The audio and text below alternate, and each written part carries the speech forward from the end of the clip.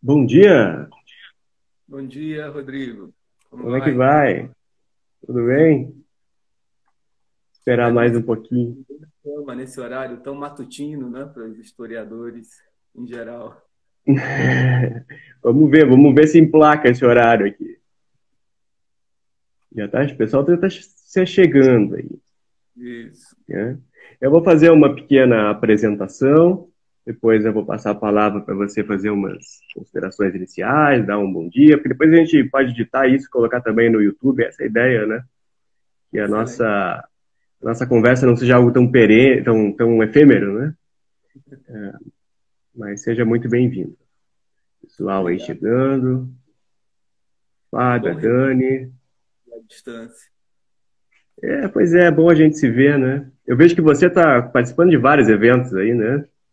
Eu estou afastado para pós-doutorado em plena pandemia, então o tempo sobrou um pouco, né? Agora Pois é.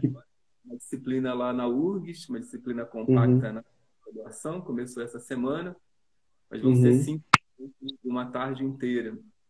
Tem sido a minha primeira experiência com ensino através de plataformas digitais.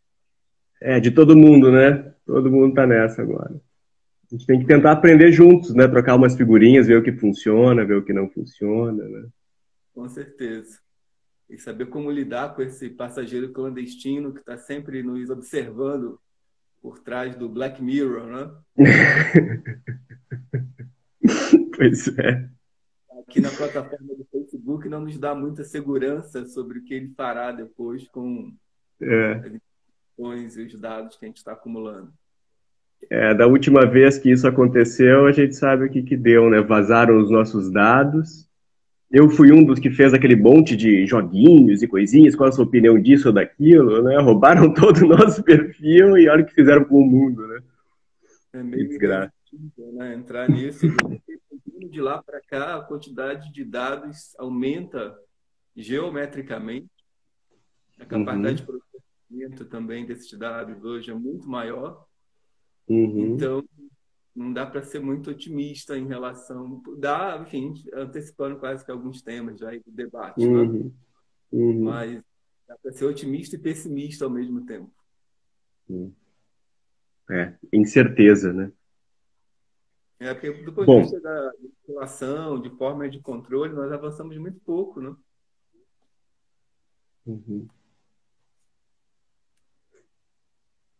Bom, vamos começar então, né? Bom dia a todas e a todos. Bem-vindos a mais uma live do Lápis. E na pauta de hoje, atualismo e bolsonarismo com Valdeir Araújo. Eu me chamo Rodrigo Bonaldo e, antes de mais nada, gostaria de agradecer ao professor Valdeir por aceitar o nosso convite. Valdeir Araújo é professor da Universidade Federal de Ouro Preto e vem desenvolvendo, junto com Matheus Pereira, a categoria de atualismo, como uma forma de compreender aspectos da temporalização contemporânea. Bruna Klein e Maíra Marques, mais recentemente, também se uniram a esse esforço intelectual.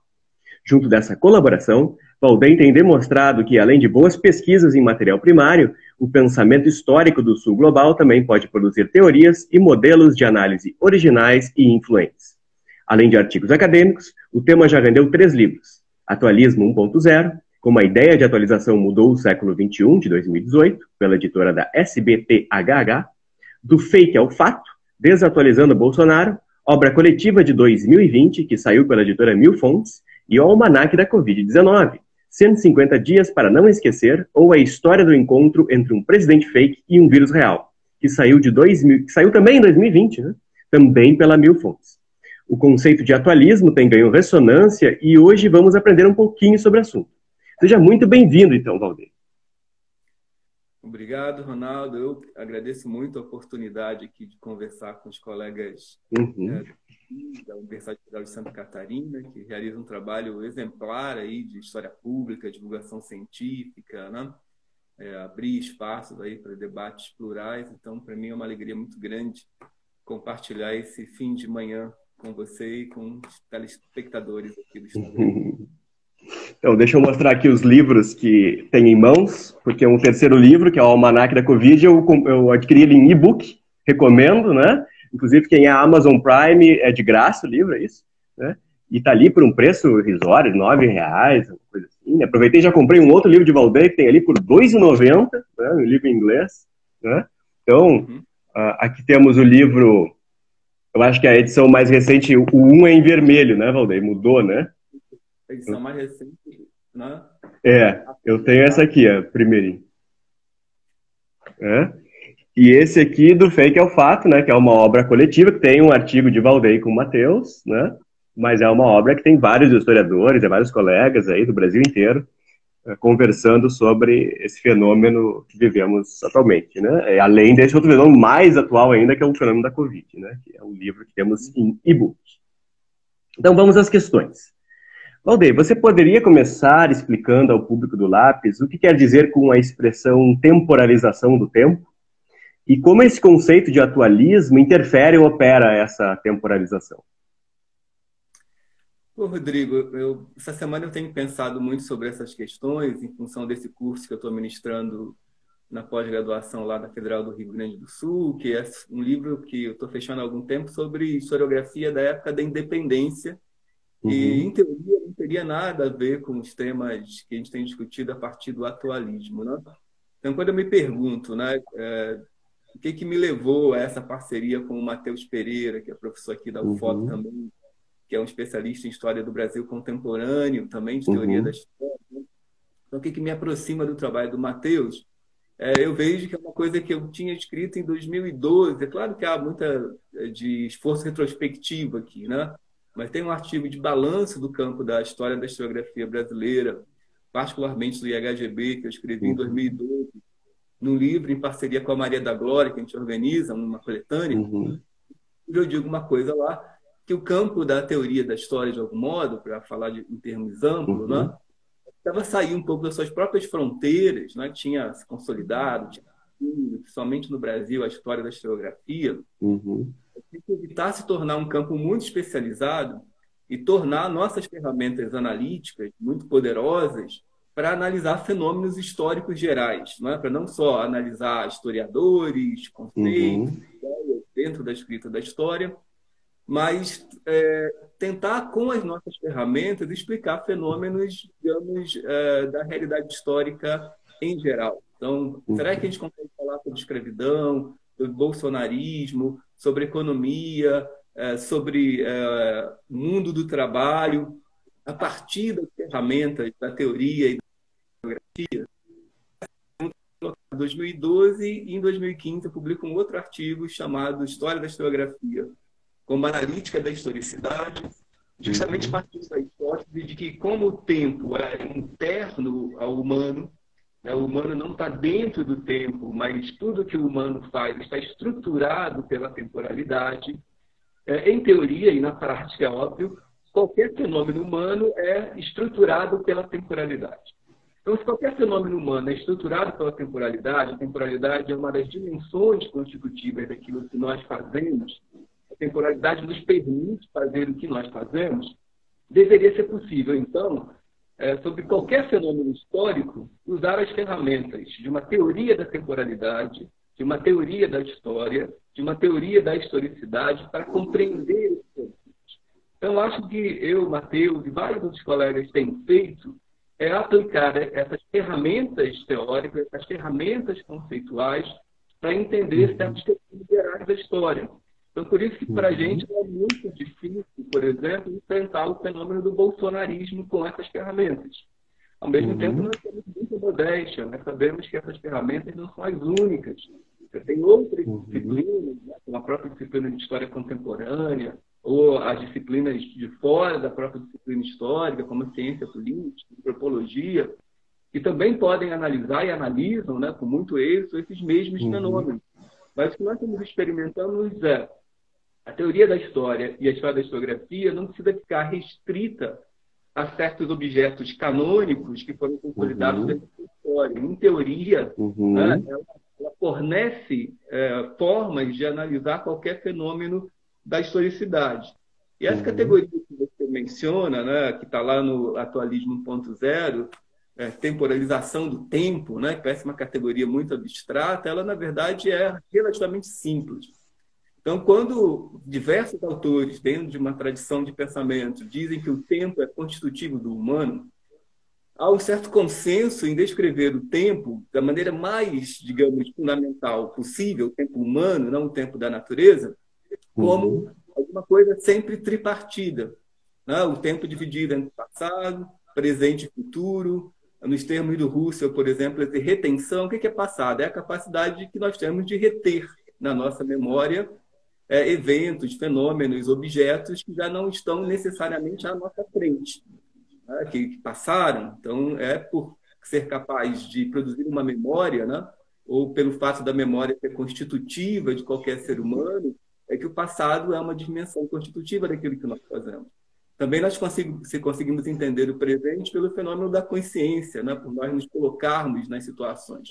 E o futuro da mesma maneira, porque nós somos capazes de projetar e imaginar. Então, nós somos capazes de lidar com fenômenos que aparentemente estão ausentes, e tornam presentes pela nossa capacidade antropológica inescapável de carregar esses fenômenos conosco. Então, mesmo que quiséssemos, seria impossível viver sem referências ao passado, viver fora do passado, viver alheio ao passado. O passado sempre estará presente. Da mesma forma, é impossível viver alheio ao futuro, né? A cada gesto que nós fazemos, a cada respiração que nós damos, nós carregamos o futuro conosco. Então, a temporalização do tempo é como essa estrutura muito básica, ou seja, o fato de dividirmos o tempo em 3 dimensões qualitativamente distintas, se realiza a cada momento histórico e, antes disso, se realiza a partir de certas outras estruturas existenciais, que a gente vai falar um pouco adiante.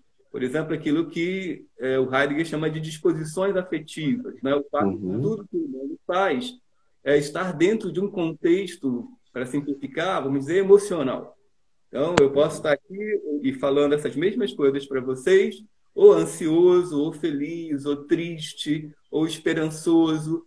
Mesmo que eu não diga o meu estado emocional, e hoje eu não fiz isso, né? Mesmo que eu não tenha plena consciência do meu estado emocional, ele é um contexto indeletável da minha forma de estar no mundo. Então, tudo que eu falo está contextualizado pelos meus estados emocionais. E hoje é uma das questões fundamentais para a teoria da história. Então, para tentar dar uma resposta mais ou menos curta e operacional para a sua pergunta, o que é a temporalização do tempo, são 2 coisas, não é? É um conjunto de possibilidades existenciais que todos nós temos de combinar passado, presente e futuro. Né? Quando a gente fala de futuro do passado, presente do passado, futuro do presente, ou quando a gente pode falar, por exemplo, de futuro do passado presente. Né? Outro dia eu pedi para uma aluna minha que tinha estudado física de me dar um número, quais seriam as combinações possíveis de você relacionar passado, presente e futuro. E ela me deu um número gigantesco, assim, na casa das dezenas de possibilidades. Claro que há impossibilidades antropológicas. Eu acho que não é muito impossível você conseguir imaginar o que seria um futuro do passado presente. Né? Digamos, imagens do passado que estão presente e que no passado eram entendidas como futuro. Então é possível imaginar isso. Não é? Agora, é impossível imaginar um presente do presente presente. Um futuro do futuro. Um passado do passado passado. Por quê? Porque parece desafiar a nossa constituição antropológica de sempre dividir o tempo em passado, presente e futuro. Então, com alguns textos gigantescos, é possível pensar qualquer combinação entre passado, presente e futuro, mudando a ordem dessas categorias. Mas não é possível pensar um tempo que fosse só uma dessas categorias. Por isso que uma das conclusões do atualismo é que o presentismo, se fosse definido como uma temporalidade só presente, seria uma impossibilidade antropológica. Então, nós partimos dessa impossibilidade, ou seja, não há tempo humano que possa ser só presente, ou só passado, ou só futuro. E aí nós desenvolvemos a nossa hipótese, que eu, enfim, não vou adiantar aqui, mas a gente pode conversar em outro momento. Certo, Valdeir. Então, até porque o nosso tema da próxima questão é justamente a relação entre emoção, tempo e política. Né? Um tema que vem sendo resgatado, né, o problema das emoções, tanto pela teoria da história, pela história dos conceitos, existe uma virada afetiva, né, nas ciências humanas em geral. E vocês têm resgatado essa discussão, como você já adiantou, em Heidegger. Né? E no livro O Atualismo 1.0, assim como no artigo que o precedeu, de 2016, né, medo e angústia são associadas, respectivamente, à temporalidade da decadência e da compreensão. Já no capítulo Vozes sobre Bolsonaro, Esquerda e Direita em Tempo Atualista, do livro de 2020, é a nostalgia e a ansiedade que se articulam a tipos sociais específicos, né? Vocês chamam de obsoletos e atualizados, né? Que são maneiras de viver o tempo. Da mesma forma, as referências da análise parecem, na obra, agora nos textos mais recentes, terem se deslocado do campo cultural, com o estudo da imaginação distópica, para o campo político, com o estudo da ascensão do bolsonarismo. Não que essa possibilidade já não estivesse lá, mas me parece que existe uma ênfase maior, né, atualmente. E essa ênfase fica ainda mais clara no almanaque da Covid-19. Eu gostaria que você comentasse os desenvolvimentos da argumentação do atualismo, né, tendo em vista sobre o percurso, as leituras, mas também o amadurecimento do argumento e a relação dele com a realidade que nos serve. Obrigado, Rodrigo. Sim, essas perguntas são muito preciosas para a gente, porque é a pergunta de alguém que tem acompanhado, tem lido. A gente sabe que esse conjunto de reflexão tem até sido muito bem sucedido, já tem vários artigos que buscam esse diálogo com a hipótese do atualismo. A gente sabe também que são difíceis, é preciso uma certa familiaridade com as categorias teóricas e tudo. E esse movimento que a gente tem feito desde o livro do atualismo parte um pouco da percepção de que a historiografia vivia o velho drama do moderno, da construção de autonomia, não é? Então, vários teóricos da modernidade eles afirmam o seguinte, né? Uma das tendências do tempo moderno é a autonomização de certas esferas da vida, não é? Essas esferas vão se tornando independentes ou potencialmente independentes, vão construindo uma tradição de problemas internos. Isso é muito importante, porque permite que esses campos específicos da arte, né, digamos, da arte plástica, ou da escultura, ou da música, ou da ciência, ou da religião, então esses campos vão se autonomizando, eles vão saindo de uma área de controle excessivo, por exemplo, por parte do Estado, né? Sabemos que uma direção do Estado moderno é dar um espaço de liberdade para a ciência, dar um espaço de liberdade para a religião, e construir um espaço de liberdade com relação à religião. A própria política também vai se autonomizando. Mas no campo da arte, um dos fenômenos que foi sempre apontado é que a arte vai se autonomizando tanto das outras dimensões, né? Daquele momento medieval onde a arte só fazia sentido para o culto. Então, toda a arte precisava fazer sentido dentro da igreja, como um objeto de culto religioso. Até no momento moderno, onde o sentido da arte está dentro dela mesma, e isso vai construindo, por exemplo, no século XX, a opção pelo abstracionismo, pela crise da figuração, pela autonomia do objeto artístico, mas que tem como efeito colateral a dificuldade de comunicação. Então, até hoje, é muito mais fácil para alguém entrar no MASP e ver um quadro renascentista e se identificar com aquela figuração, com o realismo, do que se identificar com um quadro do Picasso ou um quadro do Kandinsky, né? Precisa, em geral, muito mais de educação estética para olhar aquelas abstrações do Kandinsky e se identificar e entender o que ele está dizendo através daquele objeto artístico. Então, nos parecia que com a historiografia, principalmente com o momento da pós-graduação, aqui no Brasil, acontecia algo semelhante.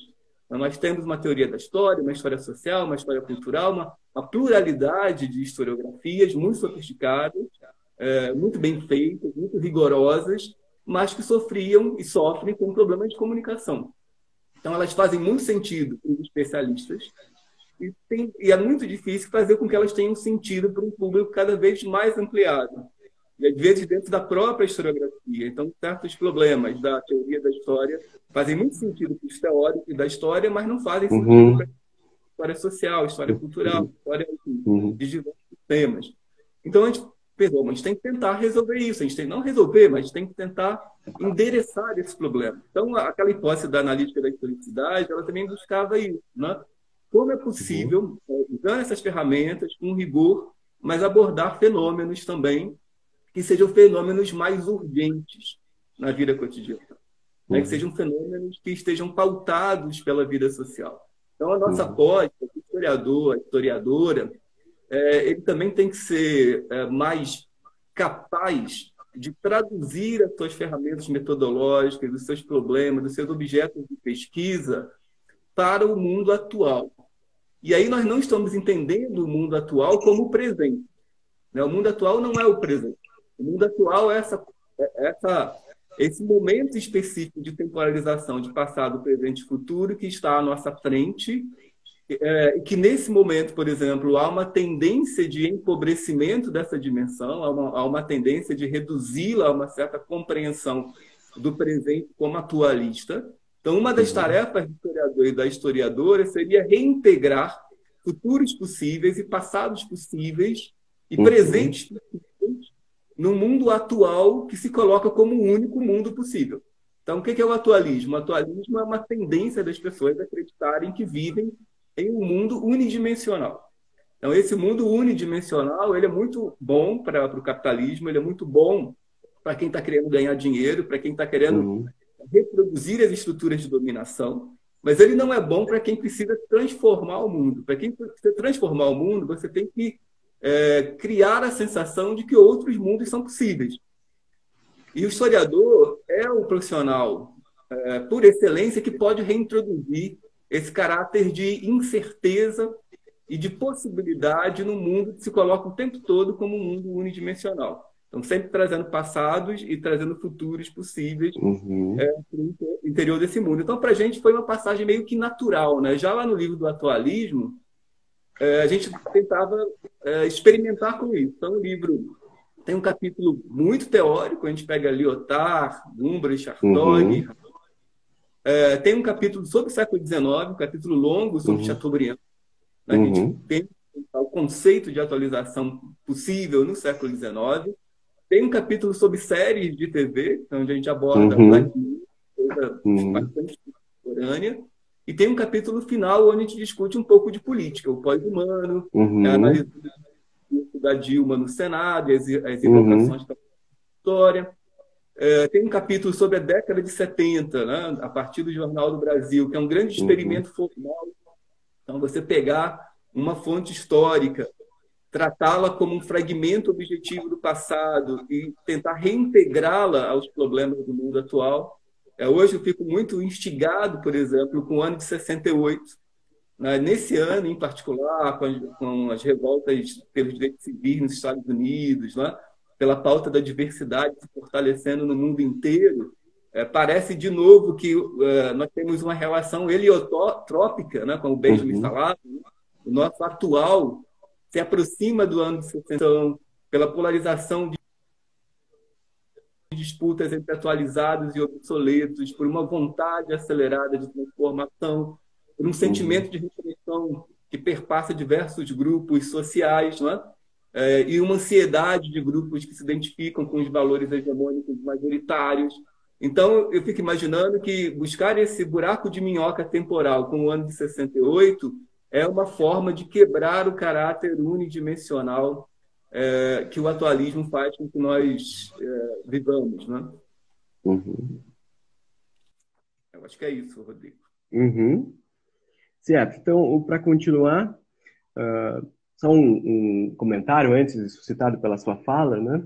Eu acompanhando os livros de vocês, eu fiquei com a impressão de que, bom, num primeiro momento, vocês fazem uma intervenção buscando também suprimir a demanda que existia, que existe já há algum tempo, de se sair das hipóteses do presente monstro, né, do presente amplo do Gumbrich, ou do presentismo do presentista do Hartog, né, esse presente, presente, presente, que vocês tão elegantemente, tão convincentemente nos dizem que é uma possibilidade, uma impossibilidade antropológica, muito embora, né, sejamos muito suscetíveis a comprar essa ideia, inclusive, né, pelas estruturas dominantes. Mas parece que em algum momento essa imaginação histórica que vai sendo analisada através desse filtro, ela se materializa na realidade como propriamente, né, chega a ser uma imaginação distópica para um estado distópico, né? Então eu fico pensando que estamos um pouco vivendo já essa distopia atualista, né, que já foi adiantada pelo pensamento, como muitas vezes acontece, né, pelo insight de vocês há algum tempo atrás. Parece fascinante isso, né, na trajetória da própria argumentação do atualismo, né? Mas, então, para continuar, vamos falar desse automatismo, né, que é justamente me parece essa pulsão que temos a entender o presente como atual, né? Viver essa dimensão, né? Então, se a gente poderia imaginar o que aconteceria do ponto de vista ético e político, se pudéssemos realizar o sonho da objetividade, retirando as emoções da prática historiográfica, essa questão é suscitada pela leitura também, e pelo diálogo possível, de um texto que reli recentemente, de Tiago Nicodemo e Eudimar Cardoso, na História da Historiografia, quando eles lançam, na revista História da Historiografia, quando eles lançam uma hipótese intrigante. Eles partem de Paul Ricoeur, para que narrar é uma forma humana de atribuir sentido à experiência do tempo, e diagnosticam um paradoxo entre os bancos de dados, os databases, e a narração. Né? Por serem vastos e complexos, os bancos de dados ofereceriam uma notável resistência à capacidade humana de fazer sentido dos dados ao contar histórias com eles, ou sobre eles. Né? A solução proposta, então, foi de fazer uso da inteligência artificial. Inclusive, eles propõem isso, né? O Eudimar tem recursos, né? Propôs lá uma série de algoritmos para montar um bot, né? Um robô. Então, os historiadores deveriam construir esses robôs capazes de auxiliar a tarefa de atribuir sentido aos bancos de dados por meio dos algoritmos. Mas seria possível mesmo temporalizar o tempo sem fazer uso de emoções para aglutinar passado, presente e futuro? Né? De todo modo, como próprios autores indicam, Nicodemo e o Cardoso, o historiador não transferiria seus preconceitos ao robô por meio da programação e, invertendo a questão, se os robôs também podem agir de acordo com os valores do historiador que o programa, podem os historiadores se deixar guiar pelos automatismos da dita inteligência coletiva? Quer dizer, esse é um tema que já era tratado por vocês lá no primeiro livro sobre atualismo 1.0, né? Quando vocês falam do pós-humano, e também é uma questão muito candente da teoria que me parece que reverbera, tem um diálogo possível, né, com demandas urgentes de nosso tempo. Uhum. Ô, Ronaldo, obrigado pela questão excelente, né? Às vezes dá vontade de só ouvir sua questão e parar para escrever um outro livro, né? Porque é isso. São muito estruturadas e que nos permitem desenvolver muitas intuições, né? Mas, assim, nas lives eu evito chegar com respostas muito estruturadas, porque eu imagino que uma coisa bacana da aula, eu já escrevi sobre isso, é que ela seja uma espécie de acompanhamento do pensamento, né? Que ela não seja apenas de alguma coisa que você tem organizada, mas que o inesperado possa entrar pela brecha da aula, desse encontro, desse diálogo, que apesar aqui de estar mediado pelo nosso grande irmão algoritmo, né, ainda vai produzir nesse espaço virtual. Então, a pergunta me permite pensar, e hoje eu achei que, como eu estou com o ano de 68 na cabeça, começar com um evento muito interessante do ano de 1968, que é a publicação do livro do Philip K. Dick, Androides Sonham com Ovelhas Elétricas, né? Aquele título que parece meio enigmático, né? Mas é um título que resume muito o livro, e eu acho curioso que seja um livro de 68, que foi sendo atualizado e foi formando a nossa sensibilidade contemporânea, não é? Runner, depois a nova versão de Blade Runner recente, né? A gente pode pensar que há mitos constitutivos de cada temporalização, de cada horizonte de historicidade possível. Certamente Blade Runner é um desses mitos, que por si só parece atualizar, e eu acho que isso quase sempre acontece, uma ansiedade que é existencial. Então, quando a gente fala lá sobre decadência em Heidegger, de algum modo a ideia de decadência heideggeriana poderia ser pensada como automatismo, né? Ninguém vive a cada momento tomando decisões muito autenticamente existenciais.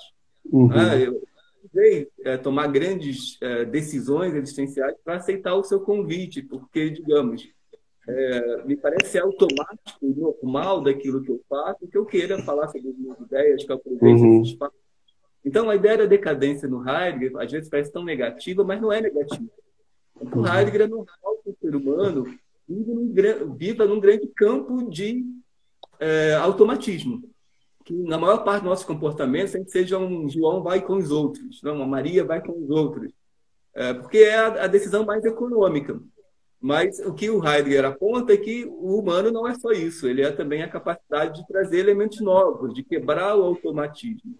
Então, quando o Philip K. Dick produz esse seu grande mito da contemporaneidade, ele está refletindo exatamente sobre essa oscilação. O que define o humano? Será que o automatismo é o que define o androide, e o não automatismo, né? A autenticidade existencial, a capacidade de tomar decisões e a capacidade de se emocionar é aquilo que define o humano. Né? Então, a grande pergunta do livro é, e eu, talvez a afirmação implícita, o que define o humano é a sua capacidade de ter emoções, principalmente a noção de empatia. Né? A empatia está em crise naquele mundo de 1968, após um colapso nuclear. Então, as pessoas precisam mecanicamente exercer a empatia na esperança de permanecerem humano no mundo onde a diferença entre o humano e o não humano se torna muito difícil de ser estabelecida. Né? Então, você cria uma religião em torno da empatia e é difícil saber qual a resposta final que o Philip K. Dick dá a esse problema. Né? Talvez a resposta que ele dê é que a emoção não é uma possibilidade exclusiva humana, mas que a emoção é um vínculo do humano com o próprio mundo. Né? Em última instância, essa parece ser a resposta fundamental dele. Né? Que talvez não haja diferenças fundamentais entre o androide e o humano. Né? Que o que está em ruína ali, e aí é um momento onde o pensamento ecológico está muito em voga, é a ideia que o sentimento não é uma exclusividade humana, mas é uma possibilidade humana que está sempre em relação ao mundo e ao outro. Então, a crise do humano, em Philip K. Dick, é uma crise do mundo.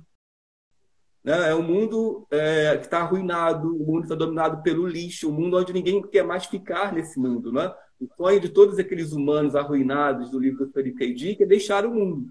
Né? O Elon Musk hoje tenta realizar essa utopia desses futuros passados de 68 do Philip K. Dick, né? Que é a solução para o Elon Musk para o futuro. Vamos deixar o planeta Terra, vamos para Marte, vamos para algum outro lugar.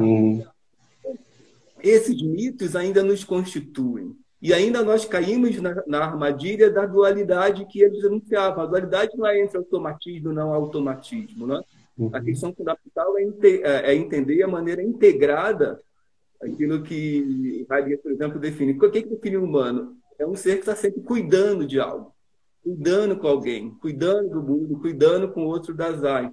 Então, recuperar essa dimensão me parece ser muito importante, mas é claro que a ansiedade e o medo de se tornar um autômato é ancestral. Né? A gente vai sempre atualizar esse medo de nos tornar um autômato, porque ele também acaba produzindo uma visão simplificada do que é humano. Só para finalizar a minha reflexão sobre o Philip K. Dick, o romance abre refletindo justamente sobre a emoção. É um casal em crise com o casamento, eles acordam, a mulher tenta fazer uma discussão numa DR, e aí o marido usa um aparelhinho que controla emoções. Então, nesse mundo, você pode controlar suas emoções. Então, eu acordei meio deprimido, eu vou lá e programo, não, eu quero estar alegre hoje, eu quero estar ativo, eu quero estar esperançoso. E aí você consegue controlar o seu conjunto de emoções. Isso é muito importante, porque já mostrava como o Philip K. Dick entendia que, no futuro, o espaço de disputa entre o humano e o não humano seria a manipulação das emoções. E, olha, é exatamente isso que nós vivenciamos hoje. Estamos na Cambridge Analytica e a emergência do chamado capitalismo de vigilância é justamente a descoberta de que o excedente comportamental que nós deixamos como rastro em nossas interações digitais pode se transformar em commodity e pode se transformar em objeto de manipulação. E esse excedente comportamental é justamente vertido em controle emocional. Daí, um pouco depois dessa descoberta, que a Shoshana Zuboff data de 2008, o escândalo da Cambridge Analytica, que justamente usa esse excedente comportamental para construir ferramentas de manipulação emocional para fins eleitorais. Então, nós vivemos assim esse grande pesadelo, que é um dos pesadelos que inaugura a modernidade, e é que uma das nossas dimensões constitutivas, que é a liberdade de sentir, seja controlada externamente. Isso já está lá em Descartes, no mito de um demônio que manipula a realidade que nós vivemos. Né? Esse é um medo ancestral, né? Ele é tão novo quanto antigo, né? Como os grandes fenômenos históricos. Mas em relação ao texto do Tiago e do Oldmar, acho que é um texto que todo mundo devia ler, né? Porque aborda esse tema com bastante complexidade. o que está em jogo é justamente isso, assim, até que ponto também, e aí eu acho que é uma fronteira que a gente precisa explorar, as novas inteligências artificiais, né? Os algoritmos que já não funcionam simplesmente com a imputação de modelos, mas eles mesmos constroem modelos, levam ao limite, né, ou esgotam essa ideia de que sempre haverá um humano programando. Nós temos inteligências artificiais hoje cujos resultados não são programados. Aliás, é isso hoje que define a fronteira da inteligência artificial. Elas trabalharem com grandes quantidades de dados e atribuírem sentidos não antecipados a esses dados. Então, novamente, nós somos desafiados na definição do humano. Então, se o humano é aquele que produz sentido, você tem máquinas hoje que produzem sentido, né? Que produzem sentidos inesperados. Então, o humano não pode ser definido pelo o ser que produz sentido. O humano tem que ter uma definição um pouco mais profunda, um pouco mais generosa, um pouco mais mecânica. Bom, deixa eu apresentar aqui para quem... Eu sou um grande fã do Philip K. Dick também, fico muito feliz com a lembrança, né? A Ana aqui, minha companheira, já trouxe os livros aqui. Temos uma bonita edição aqui, mais recente, do Sonho Androids com Ovelhas Elétricas. Eu tenho também uma outra versão BD, é um Philip K. Dick em francês, só que com quadrinhos, né? É muito bonitinho, assim, eu gosto, acho essa edição lindíssima, né?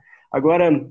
Eu recordo que eu reconheço que esses dias eu estava escrevendo um artigo com a Daniela, que está aí nos assistindo, né, me orientando de mestrado, e me lembrei, ao comentar também, é um texto que a gente fala sobre o trabalho de vocês, em outras hipóteses, sobre o tempo presente também, e eu lembrei de um outro texto de Philip K. Dick que chama O Tempo Desconjuntado, que é a história de um sujeito nos anos 50 que gosta de fazer sudoku, né? Só que aos poucos ele vai, como muitos romances de K. Dick, ele vai percebendo que a realidade não é bem aquilo, né? E na verdade ele está num estado de hibernação e ele é um sujeito que é um matemático e está calculando cálculos de tiro numa guerra nuclear contra a Lua, uma coisa mais ou menos assim, né?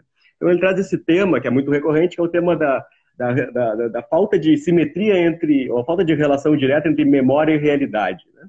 O que traz também uma metáfora interessante para o nosso tempo, visto que vivemos em um momento, e essa é a chave na qual eu entendi, né, em que diversas vozes não se sentem representadas na historiografia, ou seja, leem para a história e não se veem, né, criticam a própria noção da totalidade, tal como pensamos na modernidade, né, vozes decoloniais, feministas, né, temos todo esse mundo, né, e agora...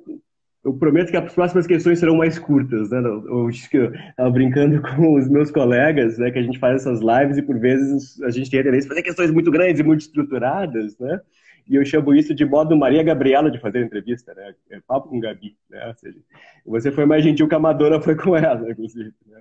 Mas assim, a próxima questão é mais simples. Eu gostaria que você apresentasse para a gente o seu livro mais recente, né, o Almanaque da Covid-19, que você escreveu com a Maíra Marques e com o Matheus Pereira, né, que é uma espécie de diário É interessante como vocês brincam com a própria categoria de atualismo, né, várias brincadeirinhas, vocês atualizam, de certa maneira, um gênero que é muito antigo, muito obsoleto, né, que é o gênero do almanaque, né, uma espécie de diário, acompanhado de crônicas, depois um glossário crítico ao final, que vocês chamam simplesmente de hiperlinks, né? E também, né, ressaltar que essa tentativa que vocês fazem, desse esforço que vocês estão fazendo desde 2016 para transformar a teoria em algo mais ressonante na própria história e em outros campos também, né, engajando-se com problemas do tempo presente, vocês chegam a uma descrição muito didática e generosa do conceito de atualismo ao final, né? Se a gente pega as primeiras intervenções, é muito difícil, né? A gente sofre, tive que pegar o meu cedo tempo, ficar estudando aquilo por alguns anos até conseguir entender. E agora, né, no final, vocês chegam com aquela simplicidade que é um pouco que é o mais difícil, realmente, né? Você sentar e escrever e explicar como se estivesse falando sobre uma roda, né? Uma coisa completa. Então, eu gostaria de que você pudesse apresentar esse livro, como é que foi a ideia, e também como tem combinado, né, a argumentação. Esse livro foi, de algum modo, uma resposta existencial à nossa sensação de sufocamento ali entre fevereiro e março, né? Uhum. Eu já estava fazendo esse diário e a gente ia comentando num grupo de WhatsApp. Aliás, a própria hipótese do atualismo nasce num grupo de WhatsApp. Então, o WhatsApp tem sido um dos espaços para pensar e para produzir, para intervir. E se a nossa aposta, né, da analítica da historicidade, que a gente pode tratar qualquer fenômeno histórico a partir das nossas ferramentas, ela deve servir para tratar os fenômenos da urgência. A gente está vivendo um fenômeno de urgência, um fenômeno que, de algum modo, aprofundava aquilo que a gente descrevia como o atualismo. Tanto é que no almanaque da Covid, um fenômeno que atravessa o almanaque é o que as pessoas estavam chamando de infodemia. Então, ao lado da pandemia, ao lado da expansão do vírus, né? A explosão incontrolada de informações sobre o vírus, que, de algum modo, até hoje, condiciona os efeitos do vírus. Né? Então, o vírus tem uma dimensão dos seus efeitos, que é a sua estrutura biológica, o fato de estar conhecendo, estudando, os sintomas que ele nos provoca. Ele é muito objetivo, né? Ele tem uma presença muito objetiva, mas, ao mesmo tempo, essa dimensão viral surge como um efeito colateral da nossa ansiedade em lidar com o vírus e um pouco como reflexo de um momento estrutural das sociedades contemporâneas que não é absolutamente novo, como nenhum fenômeno histórico. A gente pode pensar que com a grande expansão do livro no século XVIII nós vivemos coisas semelhantes, né? Certamente a expansão do livro é uma estrutura da Revolução Francesa, de todas as transformações do século XIX, bem como a nova mídia do rádio nos anos 10, anos 20, é uma estrutura fundamental para entender a ascensão do fascismo, né? Finalmente, a internet se tornou aquele fenômeno que todo mundo esperava que ela se tornasse, ou seja, um fenômeno que desestrutura o mundo. Então, como todo fenômeno que desestrutura o mundo, você pode explorar efeitos positivos ou você pode explorar efeitos negativos. Um ou outro, naturalmente, depende das suas apostas sobre o mundo, mas alguns efeitos negativos são muito evidentes e são muito rápidos.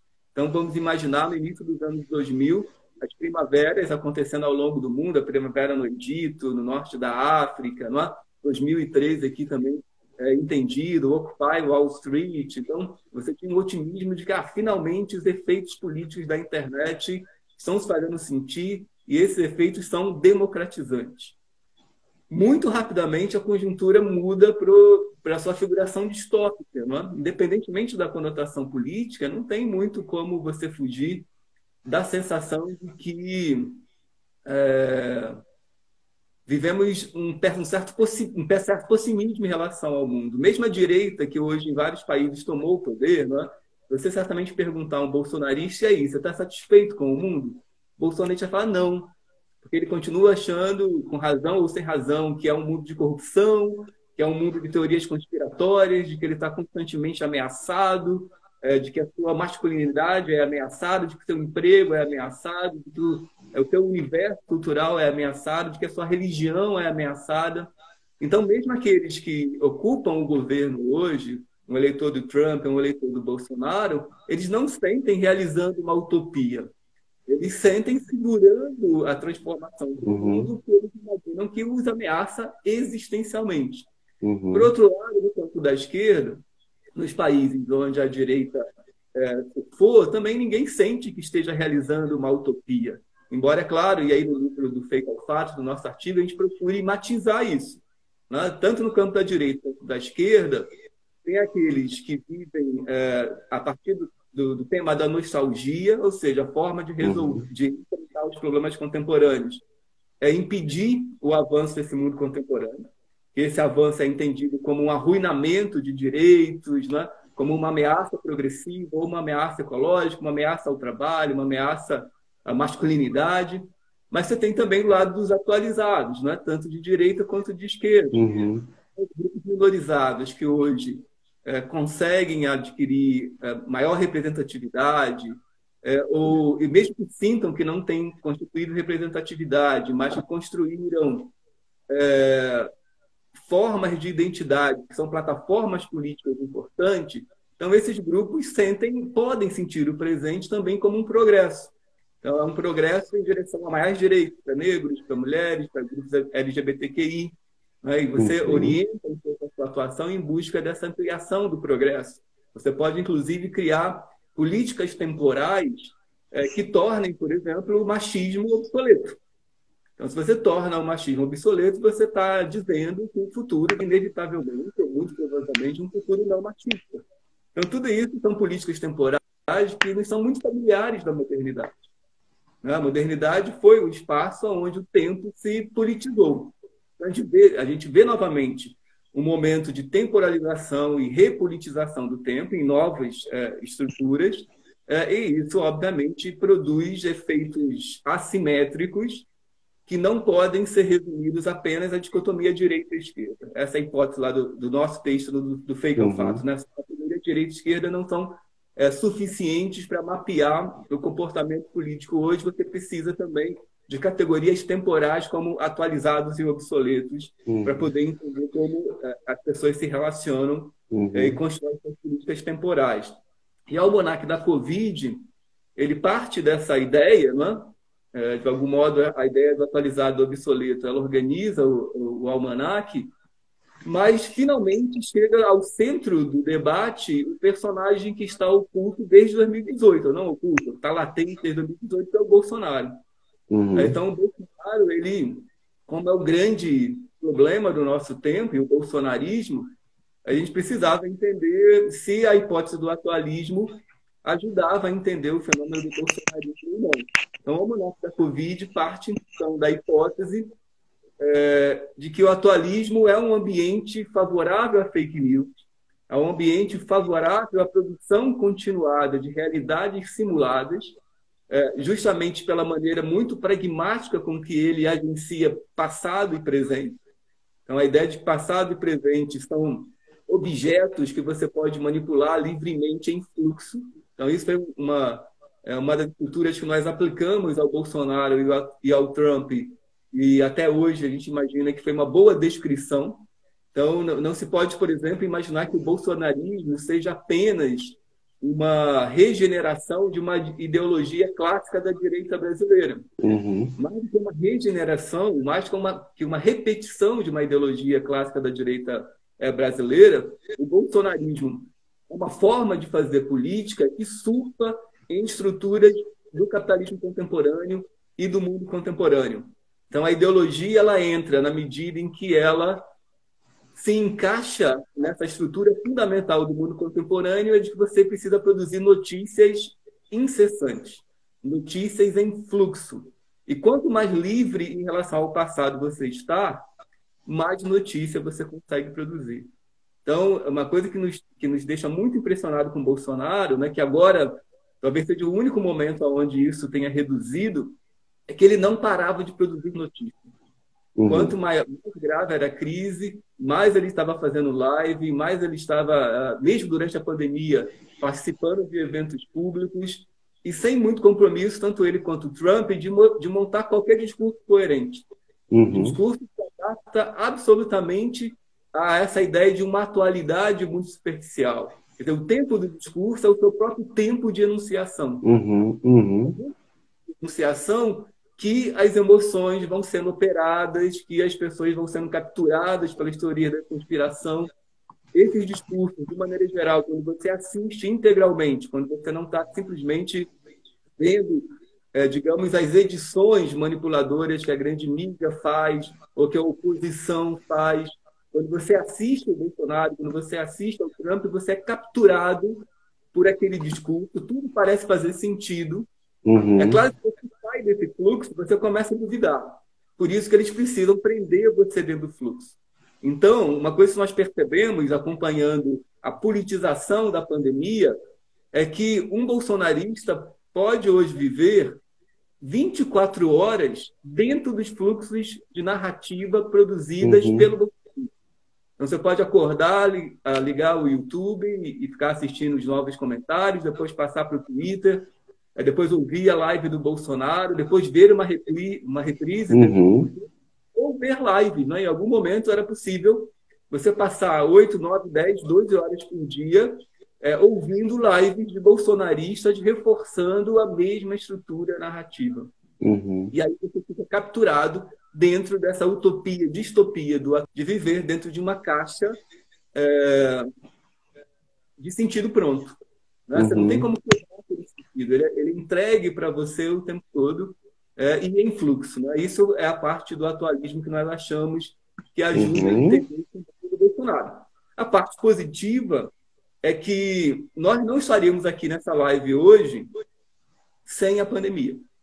Não é? Uhum. A pandemia forçou os setores obsoletos da esquerda a finalmente mergulhar no mundo digital. Uhum.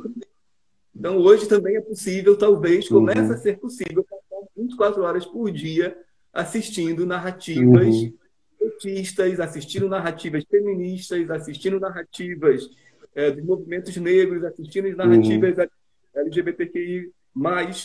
Então, assim, aquele desequilíbrio de forças que era muito violento antes da pandemia, hoje ele começa a diminuir, mas ainda ele é muito poderoso, porque tem um vetor Uhum. aí, que é o capitalismo de vigilância. O Uhum. Bolsonaro não é o capitalismo de vigilância. O Trump não é o capitalismo de vigilância. Eles exploram essas estruturas. Né? E hoje, um desafio estrutural é como é que o Estado e a sociedade vão se reapropriar dessas estruturas abertas pelo capitalismo de vigilância. Uhum. Uhum. Ótimo, Valdeir, até porque a nossa próxima questão diz respeito justamente, toca justamente onde você terminou. Cara, a gente já está, vai ser a nossa última questão, porque a gente quer te liberar para o almoço, né? Essa foi a promessa, né? Eu dou Agora, aula.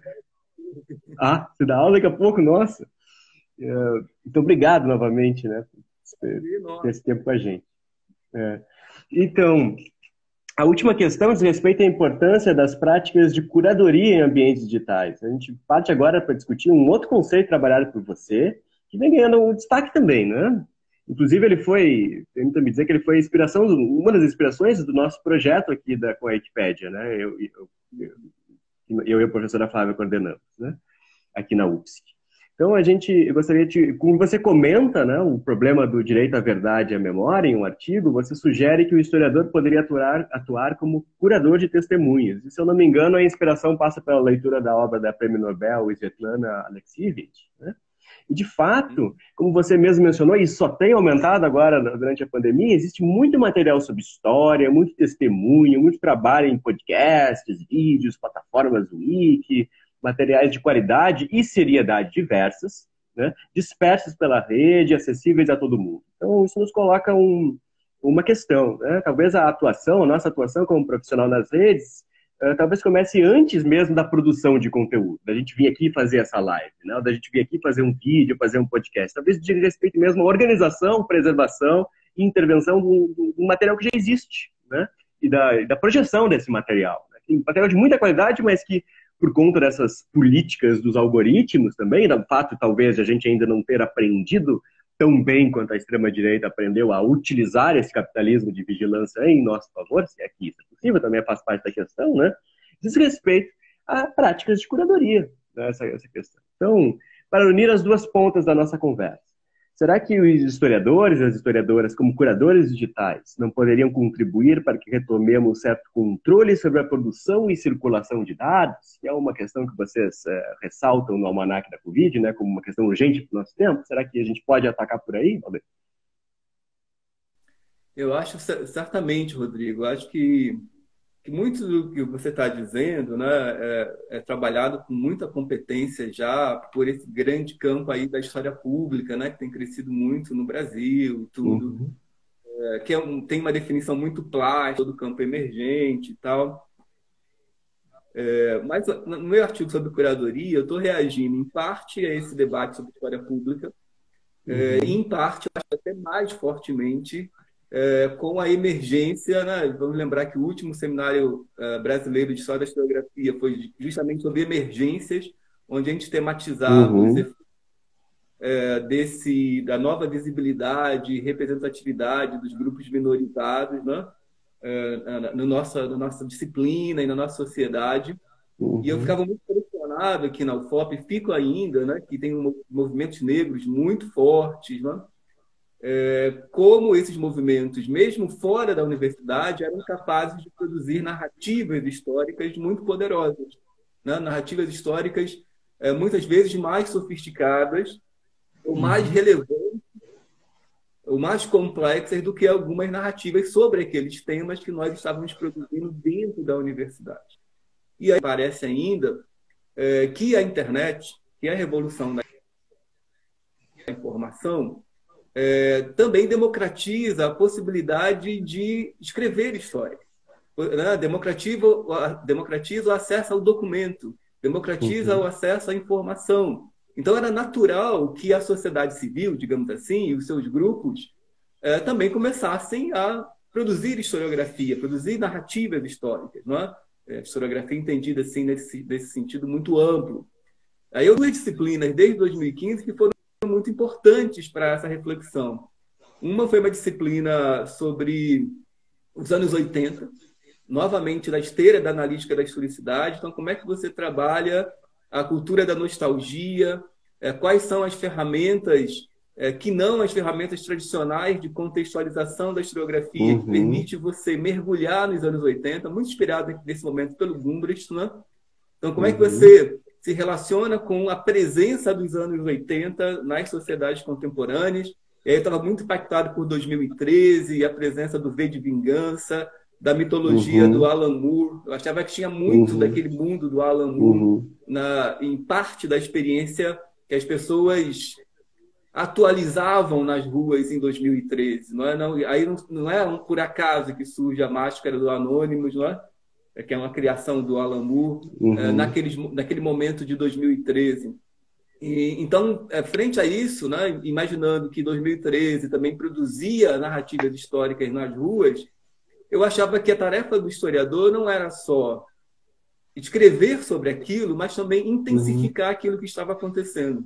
Identificar essas narrativas, intensificá-las desde que elas estivessem dentro de um horizonte ético democrático, um horizonte ético que favorecesse a diversidade, o respeito mútuo, o cuidado como condição fundamental do humano. Então, tem um corte ético aí, claro, né? A ideia não é intensificar qualquer narrativa, mas intensificar aquelas narrativas que têm um potencial emancipador, né? Que intensifiquem valores sociais que estão hoje ameaçados, como, por exemplo, a solidariedade.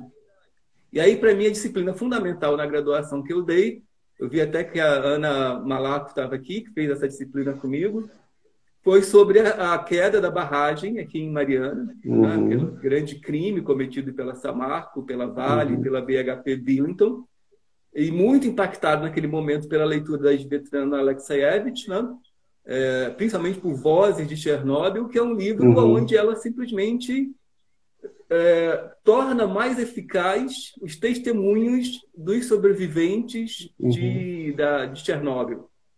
Então, ela não está preocupada em explicar Chernobyl, ela não está preocupada em produzir sentido, ela está preocupada em tornar, talvez produzir empatia, né? Fazer com que nós que estamos tão... né? Porque eu cheguei a vivenciar no noticiário o acidente, mas não tinha até hoje eu não tinha a menor dimensão do custo humano. Oi, Rodrigo. Enfim, as limitações aí do nosso meio digital, né? Eu confesso que já tinha ouvido falar dessa limitação, mas não me organizei direito. Mas, de qualquer maneira, a boa notícia é que consegui salvar a primeira parte da live, então ela vai ficar ali. E depois a gente pode editar tudo junto e tal, ficar mais bonitinho. Tem coisas muito, para mim, pelo menos, são novas, que a gente acabou falando ali, útil para o desenvolvimento da pesquisa. Mas a sua pergunta sobre curadoria, e eu vou mais breve para a gente encerrar também, para também não ficar cansativo demais, assim, qual é a singularidade da ideia de curadoria frente às outras ações, digamos, desse grande campo da história pública, né? Vamos pensar que a divulgação científica é um campo, né? Você pega um artigo, pega um trabalho e traduz trabalho para um outro público, né? Faz uma transmediação, pega um artigo, torna um vídeo.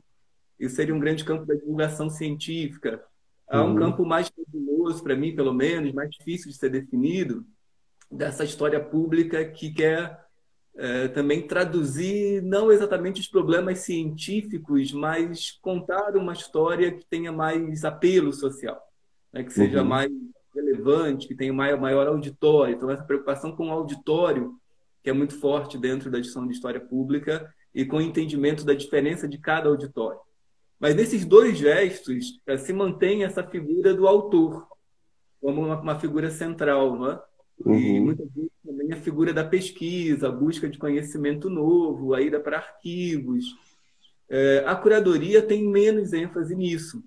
A Uhum. pesquisa também faz parte da curadoria, mas ela, assim, e o exemplo do curador de arte, um dos exemplos mais antigos, né, da ideia de curadoria, Uhum. ajuda a entender isso. Não é? O curador de arte, ele não é necessariamente, na maior parte das vezes, não é mesmo alguém que sabe pintar quadros, né? Ele vou organizar uma curadoria sobre o retrato renascentista.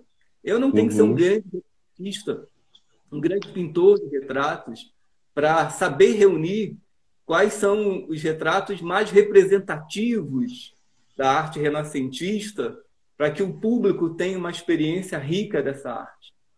Então, o historiador, como curador, está mais próximo desse gesto, da Uhum. identificação de boas narrativas, da identificação de boas experiências históricas e permitir que essas narrativas, essas experiências cheguem de maneira mais eficaz a um público Uhum. para atingir determinados resultados. Então, se o resultado, por Uhum. exemplo, é uma educação antirracista, então o historiador deveria ser capaz de identificar experiências históricas, identificar narrativas históricas, de trabalhar com grupos sociais que desenvolvem essas narrativas para tornar narrativas que esses grupos já produzem mais eficazes e mais historiograficamente responsáveis na mediação com o público. Por exemplo, uma coisa que às vezes alunos que estão na interface com o movimento negro, eles estão muito interessados numa luta antirracista, numa educação antirracista. Mas algumas vezes eles me trazem narrativas historiográficas muito frágeis, que partem de problemas muito importantes, mas que algumas Uhum. vezes simplificam demais a relação com o passado, tornam ela muito Uhum. mecânica, muito Uhum. pragmática, muito operacional, e isso Uhum. naturalmente enfraquece esse gesto antirracista para um outro Uhum. público, um público que Uhum. talvez não seja tão engajado. Então, o historiador pode mediar fazendo com que essas narrativas que partem de um horizonte experiencial muito rico sejam Uhum. também mediadas por estruturas de controle do conhecimento que a historiografia construiu e Uhum. também pela capacidade de comunicação que a historiografia também construiu e tem continuamente construído. Uhum. A curadoria, por isso que eu chamo ela de uma outra vocação. Ela não é um outro campo, Uhum. ela é uma disciplina. Aí eu sempre penso em três vocações: a vocação do historiador como professor, a vocação do historiador como pesquisador e a vocação do historiador e da historiadora como curadores de histórias, né? Um pouco nessa direção que eu estou falando para você. No Almanac da Covid Uhum. há um gesto curatorial ali, né? A pesquisa ela tem menos importância e mais importante ajudar as pessoas a navegar na infodemia, né? Ajudar as Uhum. pessoas a respirar frente àquela realidade que parece tão incontrolável, né? Tão irracional, tão difícil Uhum. de... Era isso, Rodrigo. Certo, Claudei, muito obrigado. Eu estou aqui mexi no teclado aqui, tomando notas, que aprendi bastante também aqui. É muito bom poder acompanhar o seu trabalho e depois ouvi-lo, indagá-lo, né? Também é um gesto de generosidade muito grande sua poder conversar com a gente. Agradece, né? Então, deixa eu mostrar de novo os livros do professor Valdei aqui. O Atualismo 1.0, né? E aqui, o livro de 2018, né? E esse aqui do Fake é o Fato, que saiu esse ano. E ainda temos na Amazon, vocês podem encontrar ali o Almanac da Covid-19, compra um e-book, né? Baixam ali o aplicativo do Kindle, muito prático, inclusive, né? Para fazer fichamento, já fica tudo prontinho, é uma maravilha, né? Então, faça esse merchan aqui de coração, porque sou um grande fã do seu trabalho. E muito obrigado, espero que a gente possa se ver em breve. Não sei quando é que vai ser o nosso seminário aí eu chamo de seminário de Mariana, mesmo que seja em Porto Alegre, mesmo que seja em Vitória, né? Para mim é sempre o seminário de Mariana, aquela boa desculpa para comer aquela comida mineira maravilhosa e conversar com os amigos aí, né? Um abraço para todo mundo que nos ouviu também. Muito obrigado, professor Valdeir. Muito obrigado ali, Evandro, o Valdomiro, o Fábio. Eu vi que o pessoal do Meridiano estava lá. Tem muita gente aqui, gente. E a gente já fez aquela primeira...